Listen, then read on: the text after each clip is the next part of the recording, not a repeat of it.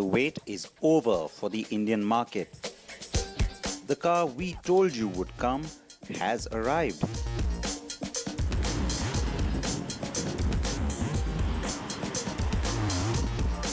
The Volvo V40 Cross Country has been launched at 28.5 lakh rupees ex-showroom Delhi for the one fully loaded model that's being offered. No variants, no fuss, says Volvo, and nothing is optional for which you have to pay extra. It's all standard.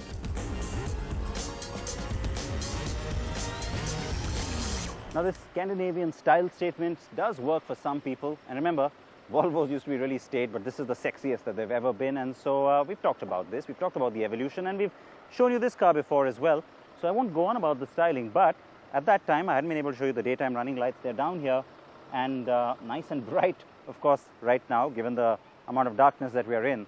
But the reason to show you that is because you've got two separate sets of LEDs, if you will. So turn the car off, and then you realize that, well, at night, you have a different signature set of LEDs that are part of the headlamp cluster. So two separate little indicators that this is the new look Volvo. That's nice, perhaps a little bit different from what you're seeing with the BMWs and the Audis, and so that's perhaps why I like that. Now, this is the cross country, so you get sporty elements. You've got this different tone given to the rear view mirror. You've also got this all black massive panoramic sunroof, which is again a nice luxurious touch, makes the car look sporty, as do these roof rails. And then when you come around to the back is where suddenly things dramatically change, because you don't almost expect to see this sort of a rear. The car is compact, sporty, and a little bit raised at the rear.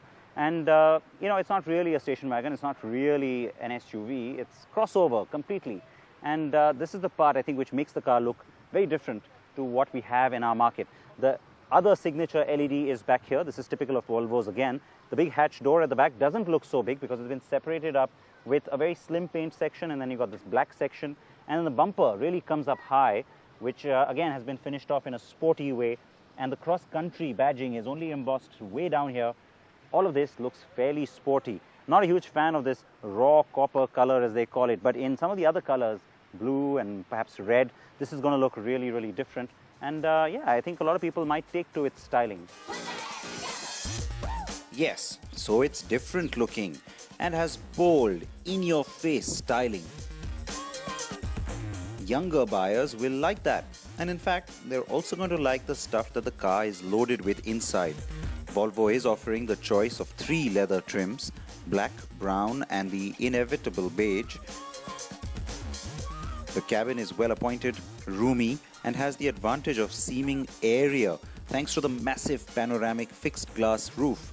You also get multiple airbags, which include Volvo's side impact protection curtains and a new driver side knee airbag. You also have a reverse camera, the park pilot, cruise control, heated power seats and mirrors. Yes, as I run out of breath, let me remind you, it's all standard.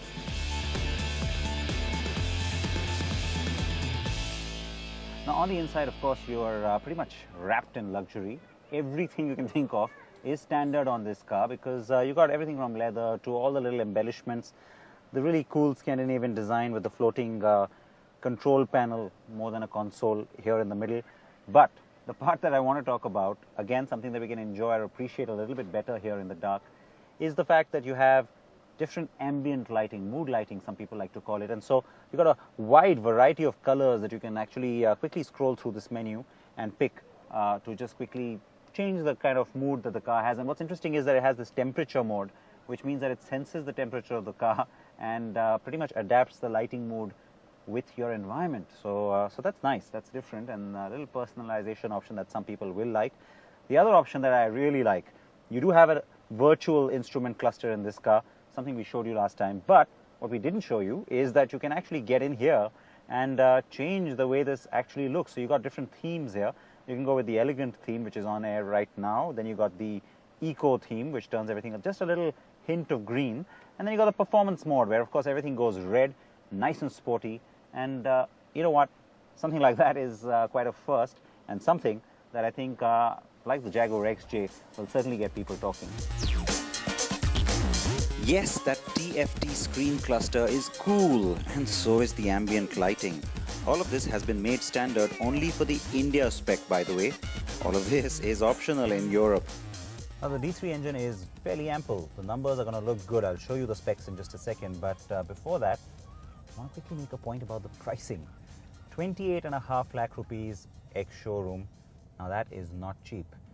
The reasons, well, there's a bunch of reasons for that. The first one is the fact that Volvo doesn't have local assembly, and which is why, remember that there isn't a pricing advantage. There's a direct full-on import duty being put onto this car.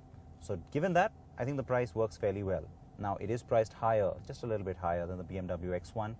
What you get though is a lot more in terms of equipment. It's really fully loaded, very luxurious, and very driver-oriented too.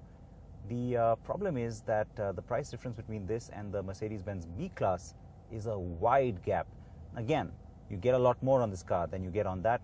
And again, want to make that point that, you know, both BMW and Mercedes have that pricing advantage thanks to local assembly. What I am waiting for though is what happens in a few months' time when you might get the regular V40 or you might get a slightly less spec'd version, both of the regular one or the cross country, and then those cars I suspect will be priced even more attractively. So let's see how many takers Volvo gets for this one variant. The numbers are certainly ample, and the 5-cylinder turbo diesel D3 engine is a gem. This is the same block as the D4s in the S60 and the XC60, but with lower output. The transmission is a 6-speed automatic. The car drives ably, and we have already showed you that on CNB before. I do believe this is the right engine and gearbox choice for India, and the overall package, though pricey, is looking pretty formidable. A quick burst of daylight here because we want to quickly try and catch a few comments on this car from the man who heads the business here in the Indian market. Thomas, good to see you. Thank you very much. Same thing. Welcome to the show once again, and this time you've got yourself the new car we were talking about the last time. Correct. So congratulations firstly. Thank you very much. I'm going to start by asking you the question that we've been getting pretty much constantly on Twitter ever since I first spoke about the pricing and also the one variant strategy. Yeah. So firstly, the one variant, where does that thought come from? Well, before launching the car, and we're doing this differently than the competition, we try to understand what is luxury and what is the customer looking for when he wants a luxury car. And we notice that many times customers always have to pay something extra when they buy the badge or the image. The little asterisk that says these features aren't standard. Exactly, exactly. So what we decided to do with the V40 Cross Country was to, just for the Indian market, so it's different from what we do in US and Europe, is to fill the car with every single option possible, and we're introducing it as a standard for the Indian market. Now, the Indian buyer, of course, is legendary, known to always want the best deal and the best value possible. So I can tell you, I was surprised. A lot of people, especially on Twitter, I know a lot of you wrote in saying, you know what, that's a smart idea. Of course, there are lots who still want you to do lots of variants. They want a base version. They want one, without the roof, without the ambient lighting. Yeah. Is that plan sort of on the anvil at all? No, for the moment, no. We will stick with the one variant strategy, with the fully equipped car. I think it's a different kind of strategy, and I think we could actually have a winner if we see that customers will start comparing when they look at our competition, and if they would compare what they get and what they don't get. I think that we have a very strong case in India. What does Volvo officially call this body style? I mean, this isn't really a wagon. This isn't. I mean, let's just take a look at the car from the side. We don't have something like this in the Indian market right now. So, Yes. So what do you call this? Within Volvo cars itself, there's a lot of people who are actually wondering what's it. But our official thing is cross country. So you call that the body style as well? Yes. Why did you decide not to do the regular V40, and why did you decide to bring in just the cross country?